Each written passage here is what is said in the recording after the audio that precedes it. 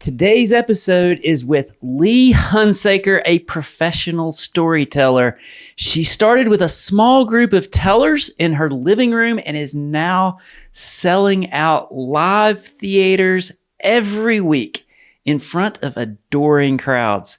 This episode is loaded with such wisdom and insight on how stories come to life.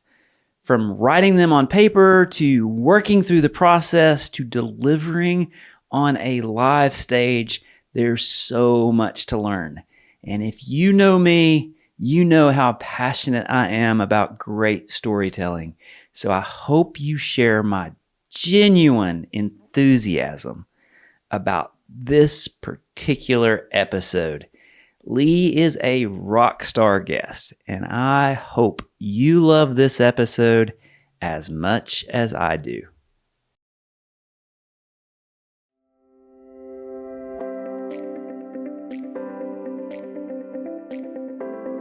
Find a way. Lee, thanks so much for being here. I've literally been so excited about this all week. Somebody told me about you coming, and I got online. It's like a professional storyteller. I think some people think of storytelling as like this fictional kind of exercise. But the longer I'm living, the more importance I put on storytelling. And I don't think it's always fictional. It's like storytelling is like every part of your life. Yes. is enhanced with good storytelling, because it's like you're inviting it. It's the way you invite people in to be a part of what you're doing. That's right. That's exactly what it is. Yeah. So it's the way we connect as human beings. It's the one thing we have as, humans that can help us connect with each other. Yeah, on such a raw level, and like with technology, and it's probably a lot of things are diluted, and you get these like diluted down storytelling, but just authentic, face-to-face, human storytelling is such a powerful thing in 2024. It really is, and I think we need it now more than ever. And there's definitely something about being in the same space with each other that I really try to foster, because it's not the same on Zoom. It's not the same online. It's very much about in the moment, being in the space together and sharing those raw moments. There might be a surprise emotion that comes up, and the audience across the board will just kind of hold space for that person, or they will be in the aisles laughing or whatever it is. It's a very intimate, I think of it as like an energy exchange, really. So, yeah. Well, it's what's so cool about what you've done is you've created a space where storytelling can occur, because in our busy lives, it's you almost have to manufacture that space now. And so I want to hear about Hoot and Holler Stories and what you're doing, but I also want to know about your story, because you've got a super interesting story about how you got here. Like, people don't just start being a professional storyteller when they graduate, right? No, they do not. So where does this story? I was born in a small town. I actually was born in Johnson City. Yeah. Gosh, yes, it's a crooked road, excuse the pun, but it's a crooked road to how I have arrived at this place.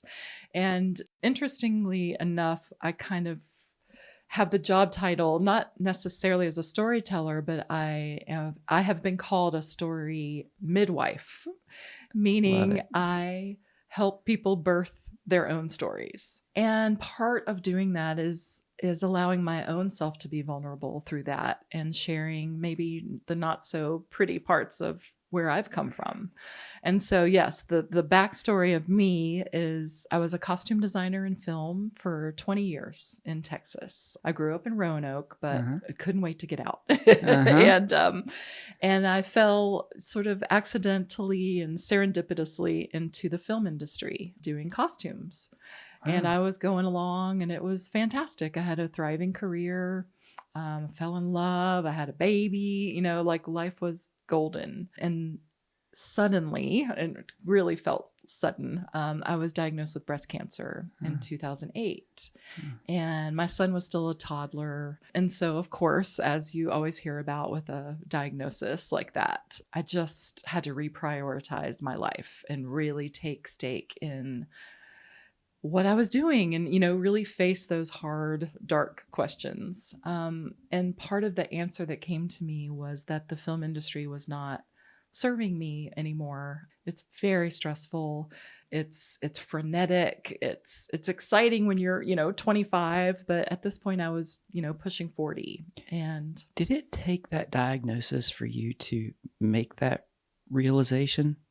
I think it did. I think I knew in the back of my head somewhere, but I also knew I was just going to continue taking jobs until it ran me in the ground. And I think this was sort of my, check engine light of you are heading in that direction with, it's 16, 18 hours a day. It's, staying in crappy hotels on the side of the road. And you can't make a plan with family. You can't have a dinner. You don't know what time you're going to be home. And it just lost its charm. Hard deadlines, right? Yes. Non-negotiable deadlines. Absolutely. So you're probably constantly racing the clock. Absolutely.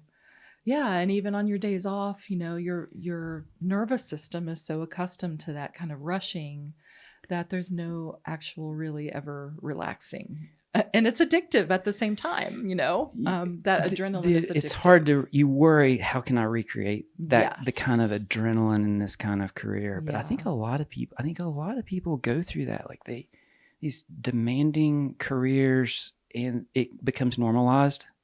Absolutely. Right? Absolutely. And you can't really envision your life and your identity outside of this thing, whatever it is. Right. Yeah. I mean, substitute film industry for all the things, I mean, I think we could plug in any sort of fast moving career there, and it's very relatable. Yeah. And so, that was really, the cliche wake up call of what am I doing here? And so it took that, for me to really slow down, a grueling, year of chemo and surgeries and all of that. Of course, I had to take some time just to stay alive. What did you, I find people learn a lot about themselves in those sorts of traumatic moments and seasons of life. Like, I'm curious, what did you learn about yourself? That's a great question. I think, the path from that kind of illness is exactly the path. It's what has led me to what I'm doing now. I think it allowed me much more compassion just for people around me. And the whole, again, the cliche of you don't know what people are going through. The only way people would know I was sick is when I was bald from chemo. Otherwise, I looked perfectly fine on the outside. But I was shattered internally. I mean, just broken. And so it kind of reminded me of the, fragility of being alive. And it made me miss connecting with people in a very real way. And so I had been an English major. I was a creative writing major. So all of that was already sort of in there somewhere, but it had been pushed to the back burner while I was kind of helping other people achieve their dreams on the screen. I was always behind the scenes. And that kind of wake up call was sort of like, what I want to look at myself from a new angle. I want to be in community in a very real way. Wow. Yeah. Interesting. Yeah. So you get through that, you reprioritize. Yes. And where back did that to lead? Roanoke. It led me back to where I grew up, a place that I really never, ever thought I would be back there. I was done. I was young. I was ready for a big city. And when I would come back to visit family who still lived there, I could see the city itself had changed and evolved in a way that I started really recognizing that I could be comfortable there. It was becoming more arts centered. It was, a little more progressive. There were people my age moving back. It was a great place to have a young kid. And it's beautiful, of course. And my people were there. And that's really what I was missing my roots. I wanted to be in the room with my grandmother. I wanted to hear her stories. I wanted to have dinner with her every night. I just felt a need to reroot myself. Never dreaming, this was about 13 years ago now. And I thought it was just going to kind of be a pit stop while I recharged. And here I still am there, happily, very happily. But yeah, it started looking like an identity crisis at first. Who am I? After 20 years of doing film, I've, sort of ripped off the Band-Aid. What am I going to do now? Yeah. I think all of us that have had serious career changes have probably gone through that. Like your identity in America anyway, your identity is tied to what we do. Absolutely. Whether that's right or wrong, it is. Yes. And we fear that if we do something different, who are we? Right? And so you went through that process. Yeah. And so I took a writing class at Hollins that got me really re-inspired to do more writing. And I was loving the people I was meeting, and I loved the campus vibe again. And I had my son in a really cool school, and I was meeting all these great moms, and I was just sort of immediately finding a community and belonging, which is always so important, of course. And one of the kind of offshoots of that was I started doing writing workshops in my own living room just for women. I would be like, 8 of you come over and bring your notebooks and bring some wine and some cheese. And I'm going to throw out some writing prompts and let's share with each other just in the same room. Let's build a fire. Let's share. And that's all right. Yeah. When you say that, I think everybody resonates with that. Yes. Like we all wish we had a tribe that could do that. Right. But it's not like you just snap your fingers and 8 people show up in your living room. That's right. Sharing stories. Like there had to have been a lot to creating that environment. Yes. I'm definitely fast forwarding a lot. Yeah. I mean, I think, through connecting with people, with those moms and talking with people, I could just really feel a need and mostly in myself for a really genuine conversation and vulnerability. Yeah. And so I found that the people that started coming to these workshops were so hungry for that connection and so hungry to be heard and not try to fix it, not try to say, have you tried this diet? Have you tried this pill? Have you leave your husband or whatever it is, just literally listening with an open heart and an open mind. And I saw what that was doing for people. Even in my little, living room, I saw that the women were leaving feeling lighter. They felt and more connected with each other, and some of these groups are still best friends, and we keep in touch with each other. So it's not exactly group therapy. It kind of sounds like that, but it's a little more structured than that. It's a little more, we don't try to fix it. We're just there to listen. And I saw such a need for that I decided to kind of take it wider, so I tried a coffee shop, with some people who maybe I didn't know, and people started signing up because a friend would tell a friend who would tell a friend, and we outgrew that. And then I tried a brewery, which was rowdy and fun. And I started just really understanding that the community was latching onto this. And so that's what made me kind of light bulb, why not make this a community-wide event? And so we tried it. Yeah, but you didn't have this master plan when you started. No. It was just bringing people together in a living room. It was 0% planned, which is part of the way that I roll anyway. So Did you know at the time that you were a good storyteller?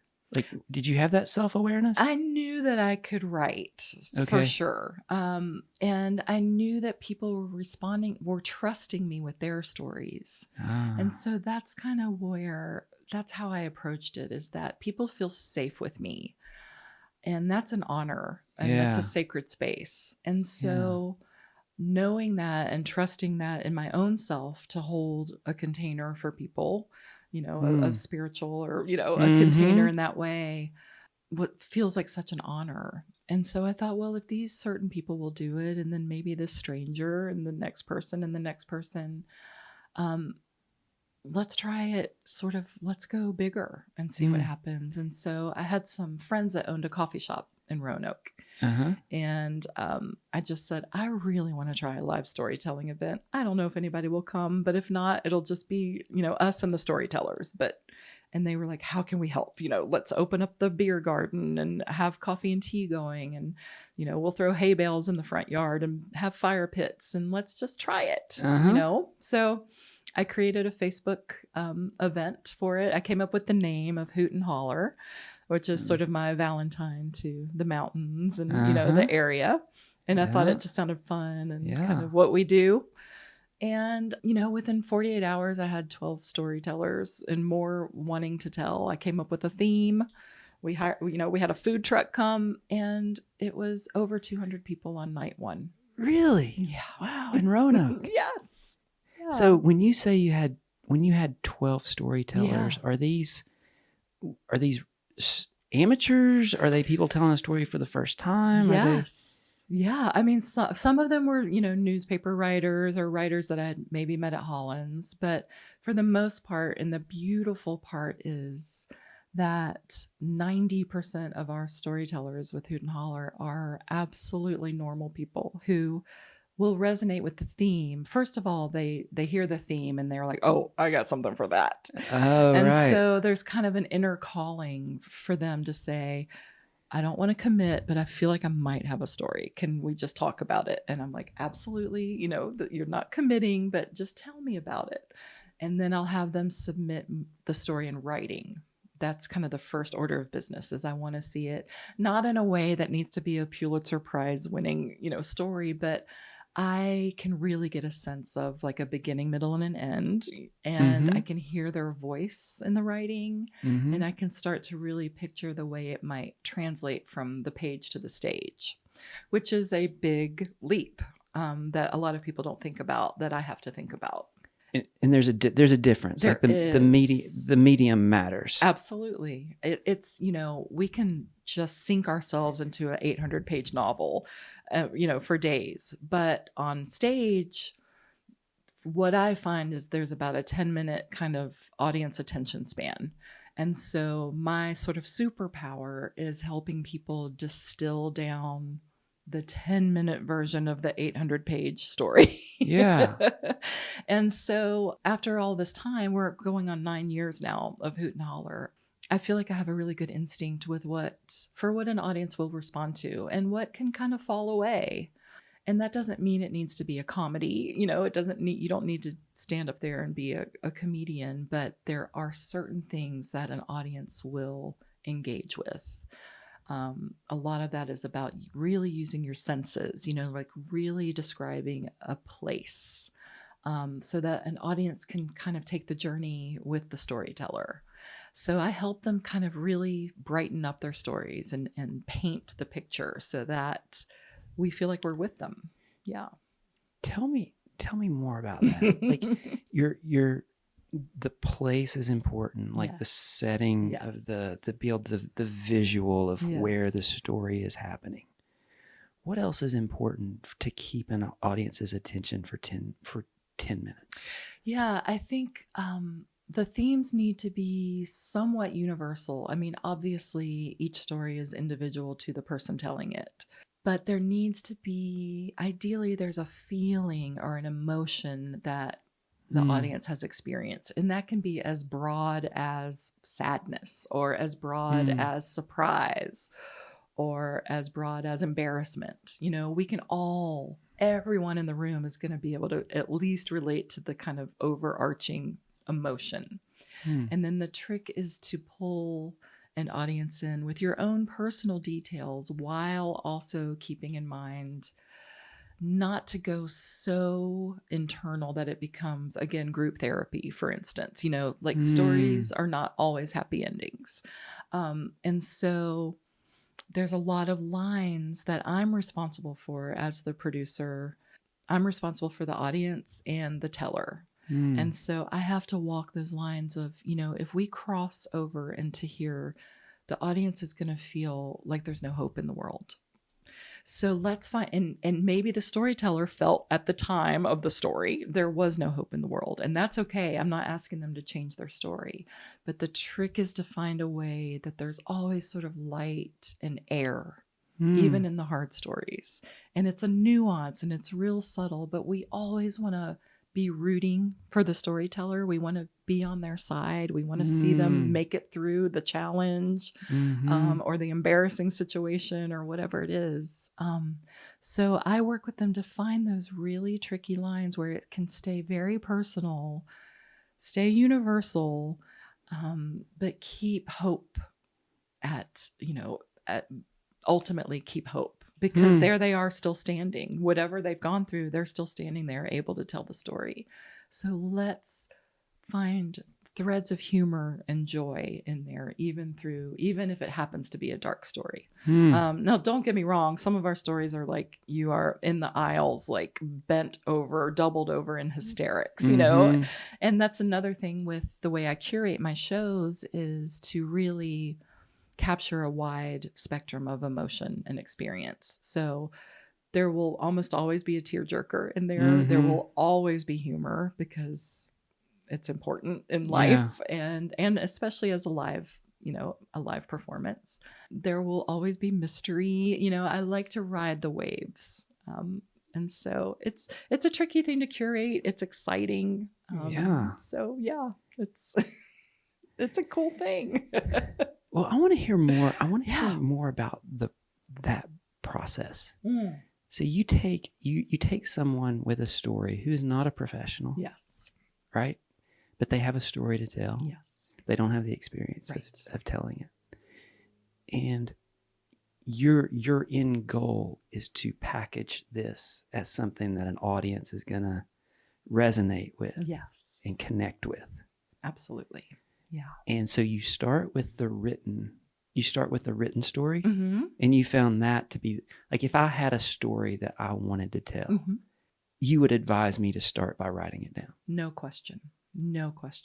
And that's not always the process of everyone that does this. For me, it's a way for me to get to, like I said, sort of get a sense of the voice. You can hear a voice in written word, and I can start to feel the person telling the story. And I can start to see their viewpoint. And it's literally what it is. It's a rough draft, never is there, is the first submission, the thing that makes it to the stage. There's quite a process, but it gives the teller and myself something to work off of. It's sort of a jumping off point. So from the rough draft, we'll usually do a phone call. If I feel like, okay, this has great potential, I want to know more. I'll make some notes and then we'll do a phone call. And I'll have them tell me the story in their own words, not read it from what they wrote. Just like we're having a cup of coffee or a beer together, like we're friends, tell me the story. And then often new things will sort of come out of, that weren't on the written part. And I'm secretly making notes, if something jumps out, like, I love that. And so then after we do that, I'll say, okay, here's what I'm seeing, and I am always willing to be argued with. That's the other thing is I never want to say my word is it. I never want to put words in anyone's mouth. I don't want to change anyone's story. But at this point, I do have a pretty good understanding of helping them unearth it, And so often it can be a painful process to finally get the story ready for the stage. Because I call myself also a storytelling scab picker. If I'm like, you're dancing around something right here, and Ah. I'm going to zero in on that. And I think you're But dancing around the actual story. And they're like, no. And then they're like, you're right. And so oh, wow. I said, and I'll just say, you are safe with me. This is sacred space. I am not sharing this with anyone. In as much as you feel comfortable, can we go to this one sentence that is like glaring at me? It's flashing as what they're actually trying to say. When you were talking about your diagnosis Yeah. and like that whole experience, you talked about like the facade that we put up, and moments like that, like force us to reckon with truth and mortality. Yeah. And I'm hearing you say the same thing here with a story. Is there's an element of you start with a facade. How important is it for a great story to get beyond that into that honesty? Right. So for me, for Hoot and Holler, for what I do, and this is not everybody, the whole magic that works that I have seen now for almost 9 years. So I feel like there's a formula, is that vulnerability, is those razor thin lines of, I am gathering up all of the bravery I've ever had in my life, and I'm walking up to this microphone, and I'm sharing something real personal with you. And again, even if it's a hilarious story, it's still a vulnerable thing to do. And so I sort of build the room acknowledging the bravery of the teller and acknowledging the gift that the audience is giving by listening. And so, when you come to our show, you'll see that I will come out there and I'll thank everybody for coming, and I'll say, there might be some uncomfortable parts of tonight. There's going to be some hilarious parts of tonight. There might be some emotional. We're on sacred ground together in this room, and anything that you feel is allowed, but please give the grace to the storyteller if they, miss their line, or, if they, mess up, if they get, something caught in their throat and they need a sip of water, if they have a tear and they need to take a breath. We're all breathing with you. We are all holding the teller, and the synergy that happens. Our audiences are like legendary for this. You can feel, it's palpable, the holding. I mean, I keep using this, but there is a holding of sacred space that happens. And everybody walks out of the room changed in some way. The storyteller has had the honor of feeling that their voice matters, because every voice matters, in my opinion. And the audience maybe got their minds changed a little bit, or their minds blown, or they're reconsidering something that they had not thought of when they walked in the room. And then that reverberates out into the world. Then the audience is going to go, have a dinner and drinks later, and they're going to talk about, what about that one story? And then another person at the table is going to say, I actually have seen a ghost. I've actually had somebody save my life.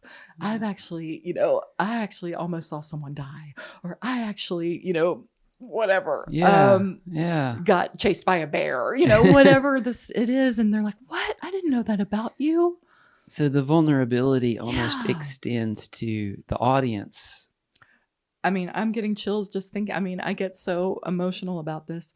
Absolutely. It is, I call it soul medicine. It is medicine for healing. And I think it has the ability to heal communities. I really do. I think I have seen firsthand countless times stereotypes go away. What we think we understand about a person goes away. What we think we understand about a religion goes away. What we think we understand about sexuality. If you can keep your heart and your mind open to the person bravely, up there, you realize, I thought this person was going to be something completely different. Or I thought, because they're homosexual, Mm-hmm. they were going to be heathens. But Yeah. that person had a really hard childhood, or that person is a teacher saving children, or, what came from foster care, like there's always something deeper. Yeah. And so it's compassion. Yeah. Well, where else in society are you able to listen to someone for 10 minutes? Like you talk about distilling it down to 10 minutes.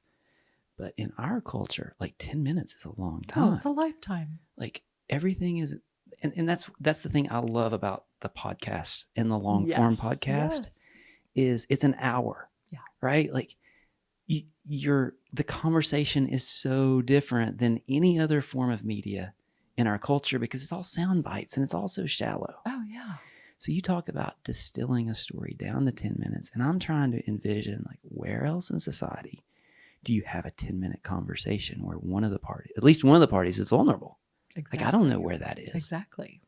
It doesn't happen anymore. Yeah. So we've lost that because of, social media and it's not a healthy not a healthy thing, right?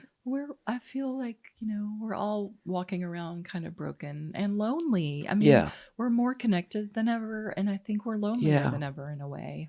Yeah. And it's almost like these things that are natural needs of human beings, we have to manufacture in our culture. Like we literally have to build them. Like you built it in a living room and then it went to a brewery and then but like, I wonder if there was I wonder for our grandparents, if those kinds of experiences happened naturally, like on the front porch or in the street with a neighbor. Because in my lifetime, I don't remember that. Like we have to manufacture all this.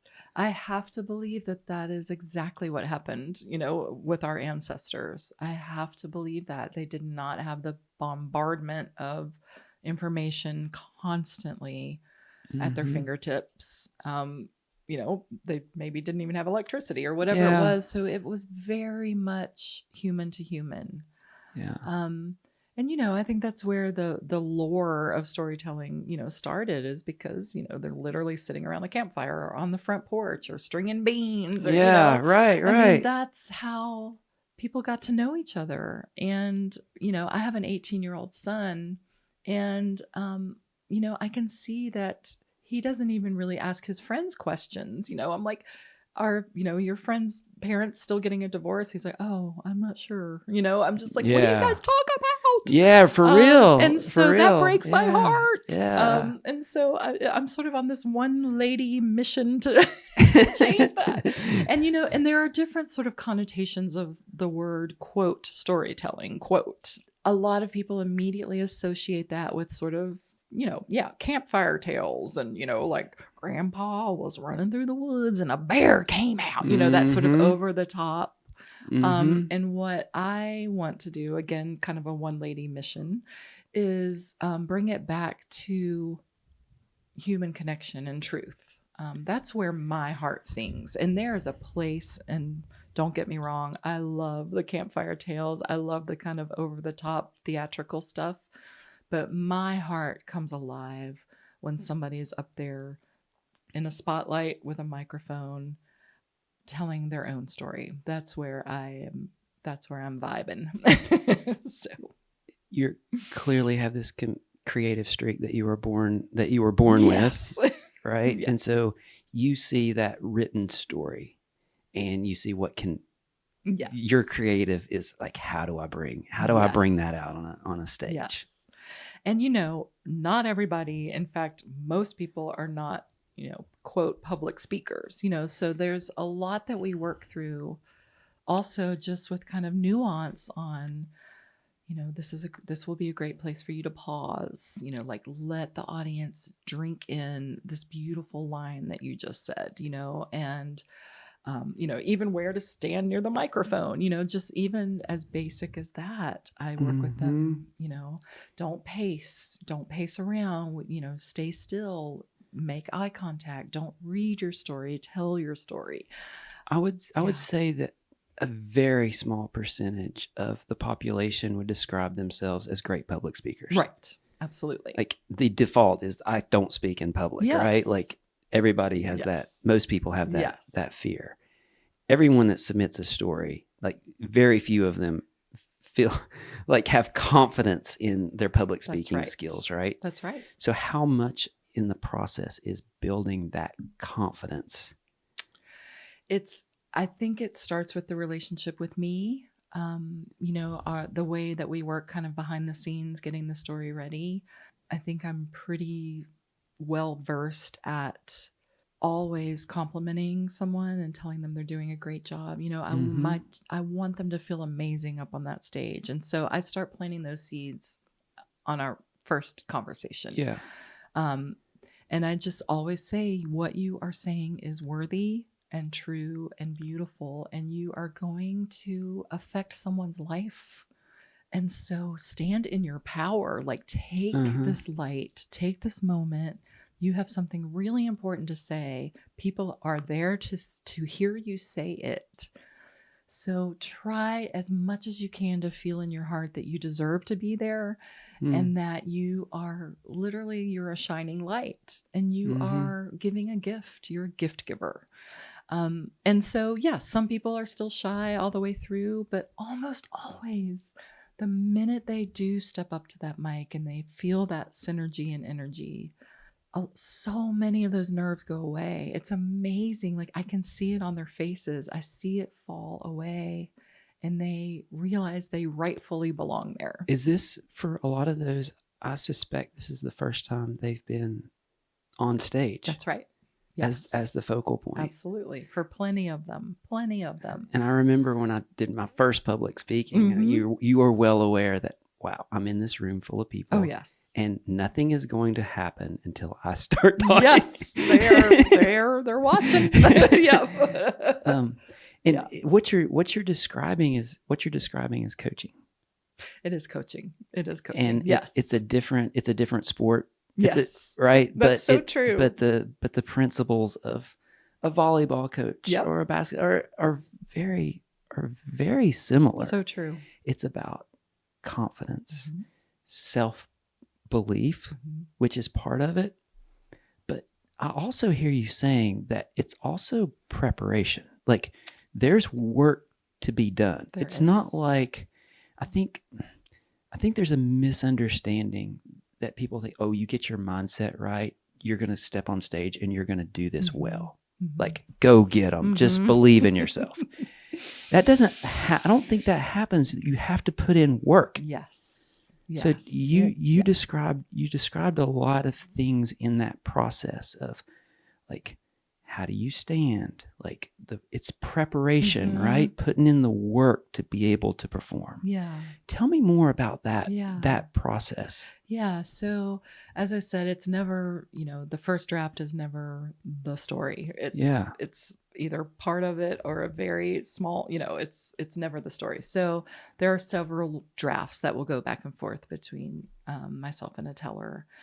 And then, eventually when I feel like it's looking great in the written word and after multiple phone calls, I'll have them tell it sort of a final time when I feel ready to sign off on it as the written form. I'll keep an eye on the timing. We'll do sort of a final phone call and I'll say, your edits are beautiful. What you have done is great. Let's let it rest. So in practical terms, you're getting that written form down to 2 pages? Yeah, would equate to less than 10 minutes, like right? Yeah. Yeah. And so once, and this is multiple calls and usually several drafts, there's a lot of time spent together. Sure. So I feel very close and protective of my storytellers, I care about them so much. And so then in a dream world, that's at least 2-ish weeks before an event. Just so they can then I say, start telling it to yourself in the shower, when you're walking your dog, when you're, in your car, not to memorize every single word, because I never want it to feel like a monologue. We are not on Broadway. I tell them that all the time. Like I really want still a very natural and raw feeling to it. So, I do allow them to have notes on stage, just, or bullet points, just because I never want to throw someone up there and say, okay, Yeah. you've done the work, because people can freeze. I get that. So I let them have the security blanket of notes, or even their whole story.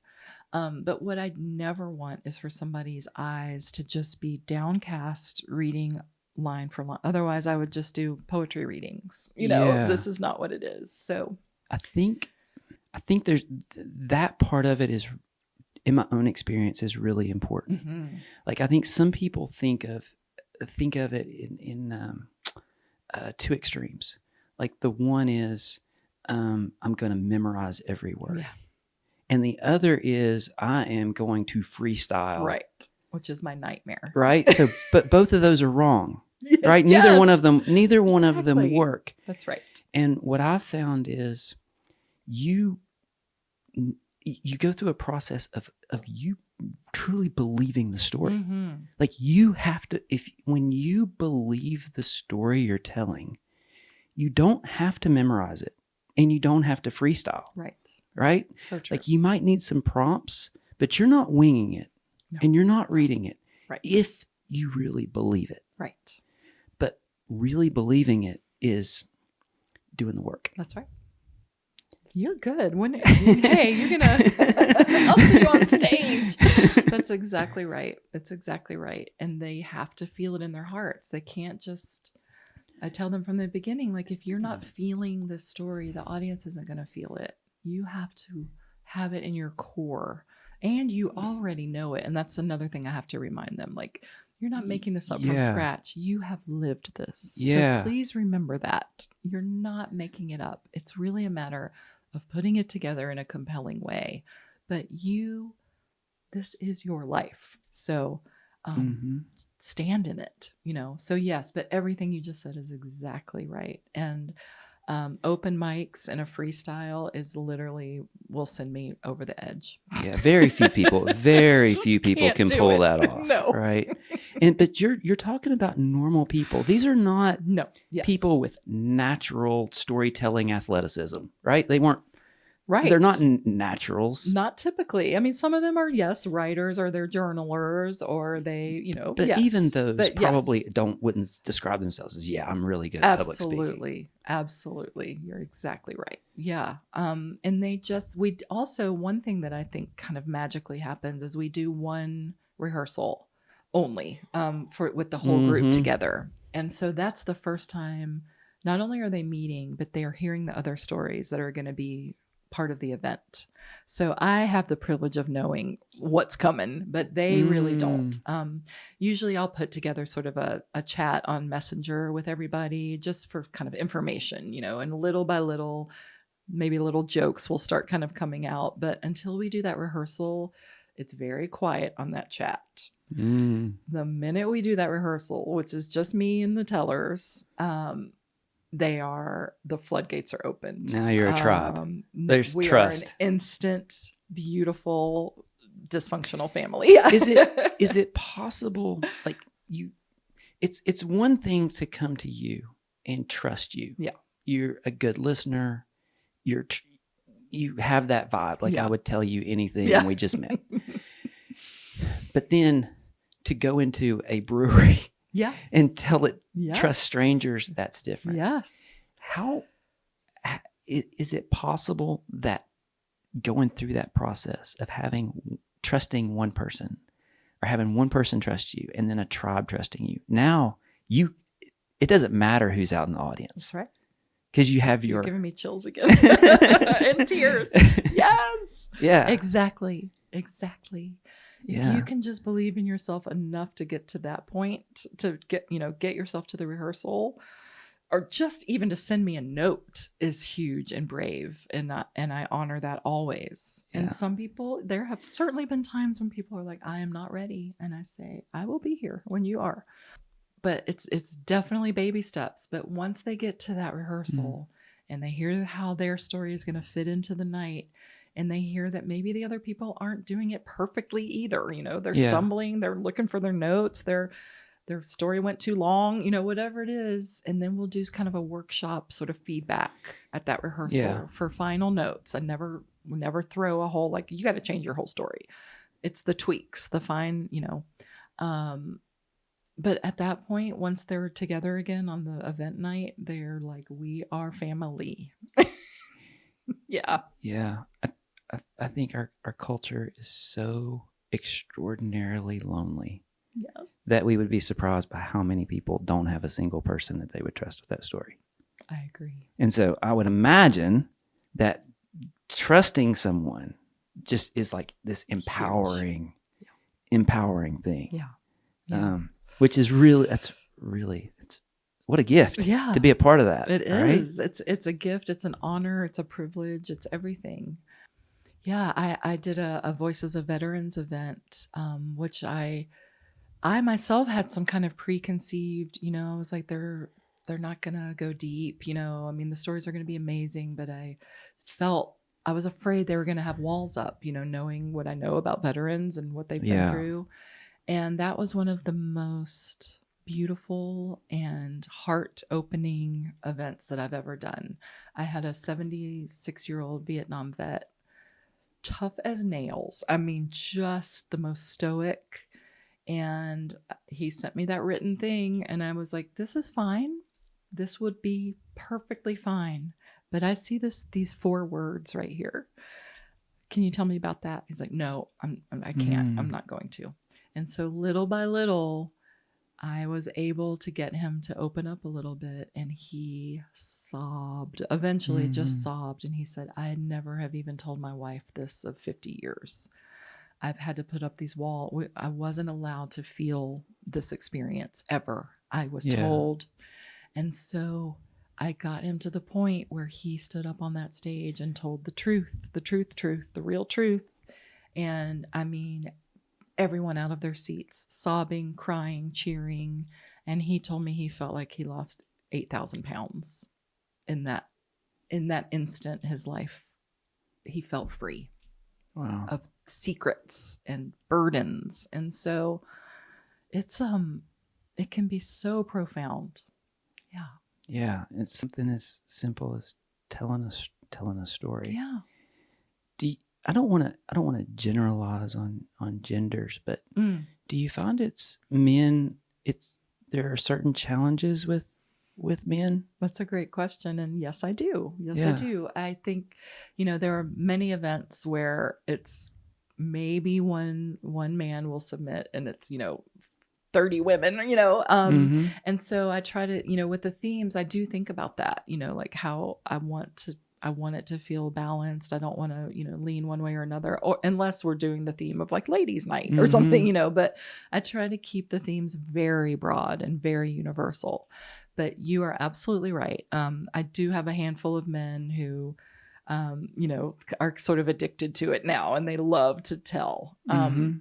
But there is certainly a skew towards women. But our audience is really pretty balanced. I think a lot of the time it's women, you know, bringing their dates or their husbands, and then they sort of see the light and love it too. But there is something, you're very right about that. That it can certainly be skewed toward women. I mean, being vulnerable, being honest is the magic sauce. That's right. I mean, that's the part. It doesn't work. Right. It doesn't work if you're not authentic and honest. Yes, exactly. And it's hard for men. Yeah. It's hard for men to put down their guards, like in our culture. Yes, absolutely. I can get them there. Yeah. Through my whatever I do, my magic juju, but it takes work. It does. Yes.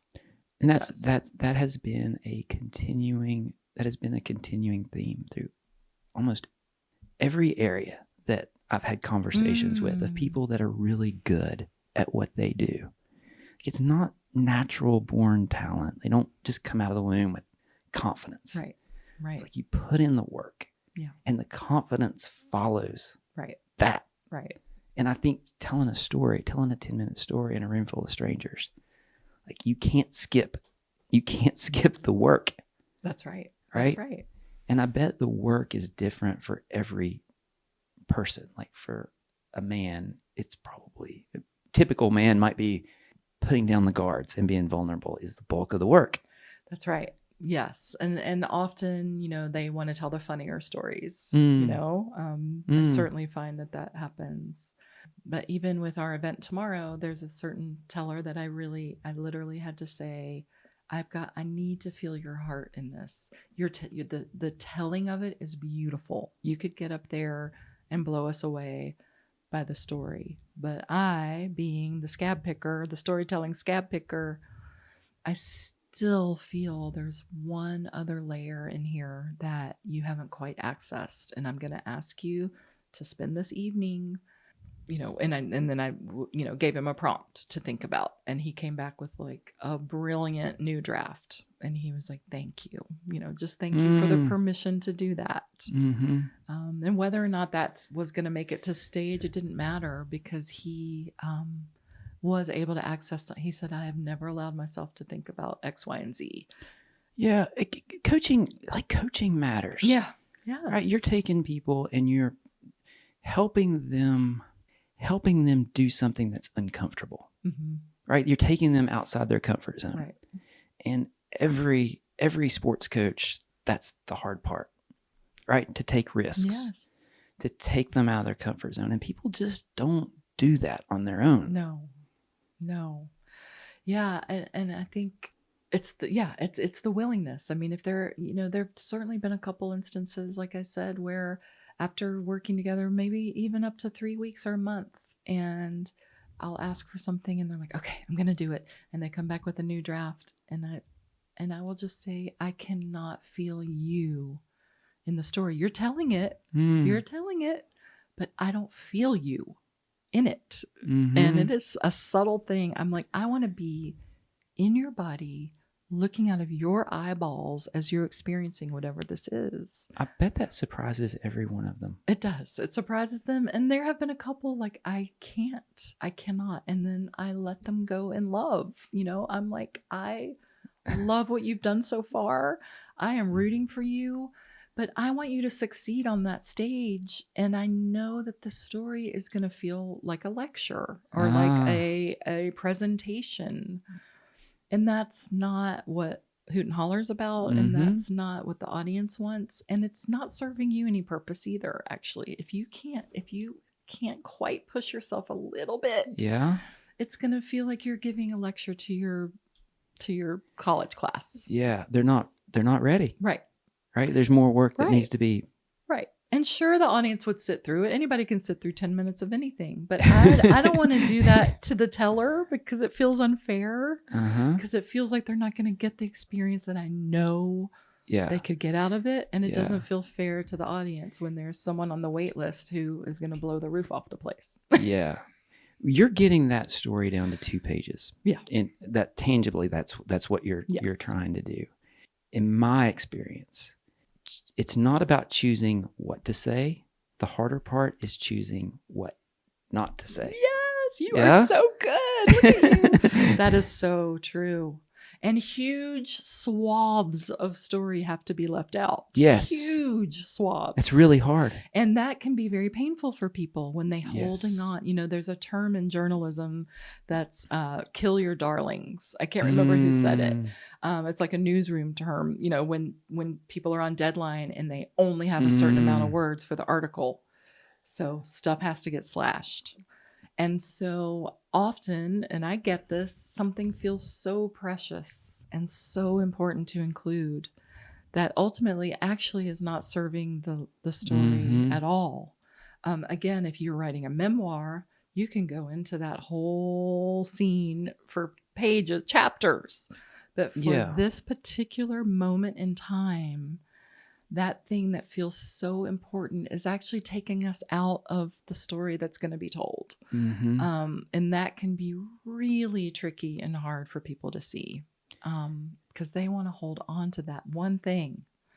Yeah. And so it's a little bit of tough love on my part. I'm like, I love that part. It's not going to come to the stage. Put it in your book because it's fabulous. Because people's attention span is finite, Right. right? Like there's Right. no mercy. That's right. Like they lose interest. They're gone. They're And not you coming. feel They're it. not coming back. That's right. Yeah. You can feel it. And so I try to prep them as much as possible in advance that's why I'm such a stickler on the time. And so you've set 10 minutes. That's the max. Like you think that's probably no matter. Like you'd have to be a really good storyteller to get beyond 10 minutes. Yes, and don't get me wrong, there's some amazing, The Moth, for instance, those stories are 20 or 25 minutes and you don't even take a breath the whole time. Those are professional. Yes. I mean, I have to say, I think we're comparable. Yeah. But to have 8 in a row is the thing too. That's the thing. If we were only having 4, we could sink in there and settle in. But to have 8 tellers, it's not fair to the other tellers to go way over. It doesn't feel fair. And so, for whatever reason, the 10-minute, if we can get it to 10 in rehearsal with normal pacing, not rushing, not just trying to get through it to make 10 minutes, it's always going to stretch out a little bit in performance because there might be laughter. There's, people are surprised or whatever. So it's always going to lengthen. And that usually ends up being the secret sauce is if we can get it to 10 in rehearsal comfortably. And 9 is even better. We've been talking about storytelling in a very specific format, which is on stage, publicly in front of strangers. Yes. But most of our storytelling is not in that medium. That's right. Most of our storytelling is with our teenage daughter, right? Yeah. With a spouse, right. with a boss, right. with a coworker. Like that's storytelling, right? Like that's trying to draw people into what you believe, right? So what have you learned? Like, what has this business of storytelling? What has it taught you about just like those kinds of stories, like individual stories that aren't on a stage? Right. Yeah. I mean, I am the person at a dinner party, if I'm sitting next to someone and they just drop a little story nugget, I'm like, wait, what? Tell me more. I'm the person, at the cheese platter saying, what did you just say? You just got back from Indonesia? Tell me, how did it smell? What food did you eat? I'm the person in a crowd that wants the deets. Give me the deets. I'm never happy, and like I mentioned, my 18-year-old son, I'll send, multiple questions and on a text, like, how are you doing today? What happened in, your class? Yeah. La, la, la, la. Yeah. And he'll be like, I'm good. And I'm like, my head's going to pop off. Is that literally all you're giving me? And so I am just the queen of tell me more. And just trying to get them engaged too. Like you just said you just told us a huge thing in one sentence, but I'm listening. Tell me more, please. Don't just say, I just got back from Indonesia. Mm-hmm. What happened? Yeah. What happened? Why did you go? What was going on? Where did you stay? Yeah.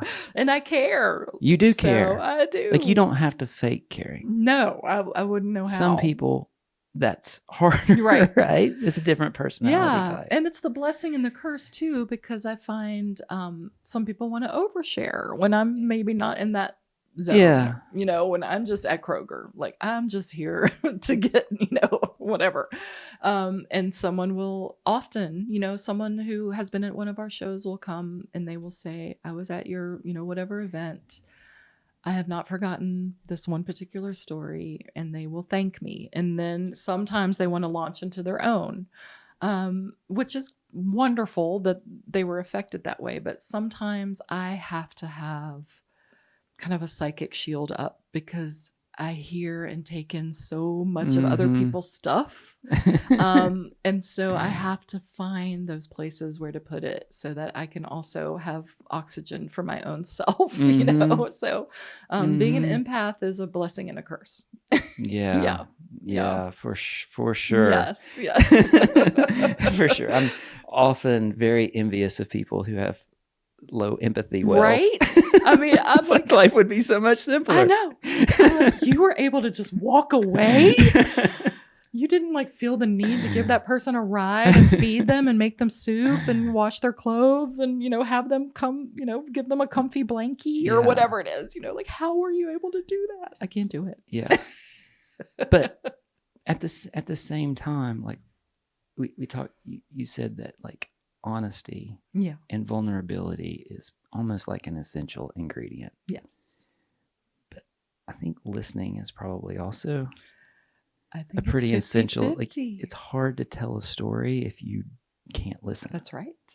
Because you're anticipating the next thing you want to say to jump in. And that's the other thing in some of my writing workshops. One of my, ground rules is when we are listening to, the person who's sharing, we are only going to say thank you. We are not going to say, that happened to me too. I have a doctor for that. Oh, have you ever tried this, lotion or, oh my gosh, that sounds just like my dad. None of it. We are going to say thank you, period. And that is hard because ultimately we do want to fix people. We want people to feel better. But by saying thank you, it's just an acknowledgement that I heard you.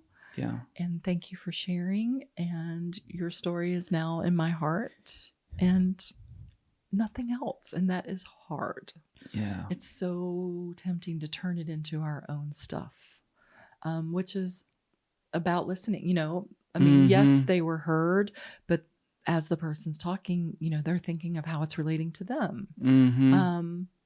And so there's fine lines there for sure. Because you want to feel that you were heard and understood, but you don't want someone to unload their stuff onto something that you just shared. So yeah, it's a lot. Yeah. Yeah. When I was in graduate school, I was worked in a hospital as a chaplain, and I was like 24, and it was World War II veterans who were dying. They were on their deathbeds. Right. And here I am at 24 with these guys you talk about baggage, man. These guys were on their deathbeds with stories that they had never told anybody. Yes. And a 24-year-old kid walks in like, what am I going to offer? Nothing. Like I have nothing. Right. But the one thing that my mentor said is just listen. Right? Like just listen. Like that is pretty, that's something. Yeah.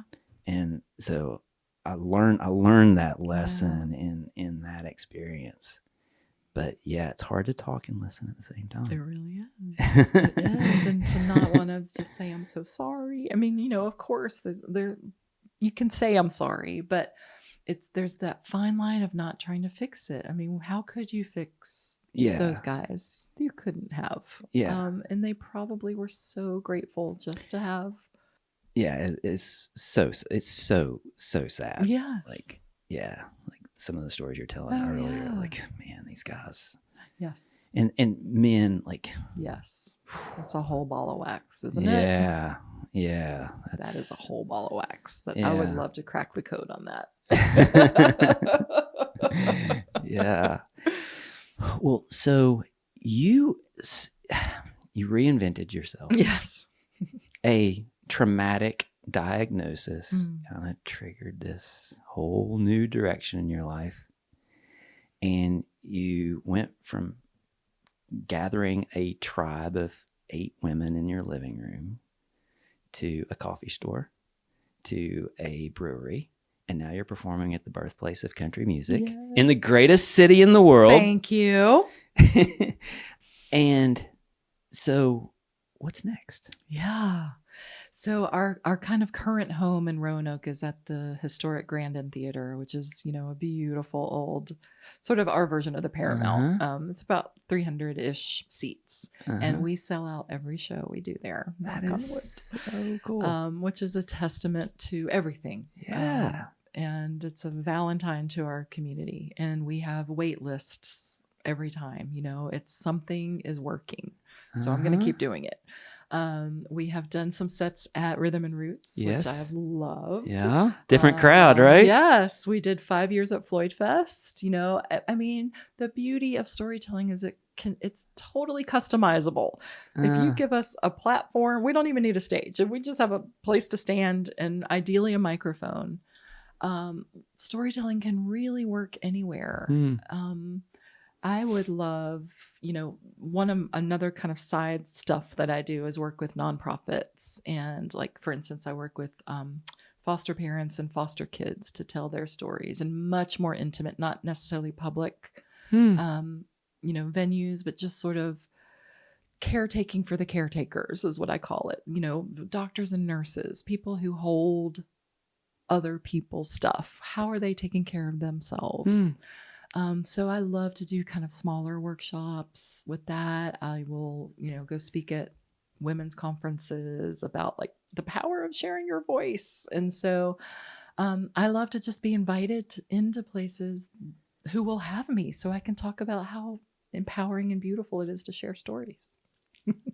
Wow. What's the, like when you're speaking to a conference of women, like what is the call to action? Like what's the first step that you encourage a woman to begin to tell her story? So usually I'll share my own first because I can't be too authentic if I'm not willing to be vulnerable first, you know, a sort of model for them, you know, I'm going to tell you the good, the bad, and the ugly. So part of that is my breast cancer journey. And I usually go deeper into that. Yeah. And the way I literally, I say that I clawed my way out of that dark hole by sharing stories. And so then maybe I'll do a writing prompt or a conversation prompt and have them break into smaller groups and just have sort of a very wide open prompt for them to begin to talk to each other. And then, you know, when time is up with that, they are so involved with talking to each other or writing. They're like, can we have 5 more minutes? You know, that it takes nothing to give people permission to connect with each other. That's really what I do is I give them permission. Wow. Isn't that crazy? Like, should be a natural human action on a daily basis. And you're having to go to a conference and manufacture small groups. Exactly. It is wild. And then I'll take it a step further and I'll say, okay, you shared in your little group. Who would like to come up here? And hands shoot up. Like really? I normally can't get through the amount of people who feel ready that quickly. They're ready to stand up. It kind of goes back to what we talked about earlier. Like if you had asked for somebody to come up and tell their story first, no hands would have gone up, right? But like having just one person to trust almost empowers you to speak to a whole room. That's right. So I guess you can start small, right? Like, I mean, that's all I can do. I you don't can't have to save go on the world. Yeah. But the normal person doesn't have to go on stage to tell the story. That's right. It's like that's right. Find somebody to trust with the story. And exactly. It shouldn't be that hard. It shouldn't, but it is. Wow, we have some walls up. Yeah. Well, that's another podcast to solve those problems. Okay, let me think about it. Lee and Matt save the world. That could be the next one. That could be the offshoot. Yeah, we can get that done. We just need another hour for that, right? Yeah. Right? Well, I'll just come in tomorrow and we'll figure that out. Well, this has been great. Like I could spend so much more time with you, and I can't wait for the show tomorrow night. I'm so excited you're coming. Yeah. You'll get to see all these things put into practice. Yes. Yeah. Well, keep up the good work. Thank you. That's really making a difference. Well, thank you for recognizing it and wanting to amplify that. You know, again, it's the exchange. Wow. You saw that it's a universal need, so you invited me, and here we are. Yeah. So, well, it's a give and take. It has been a pleasure. Thank you. I agree. Thanks.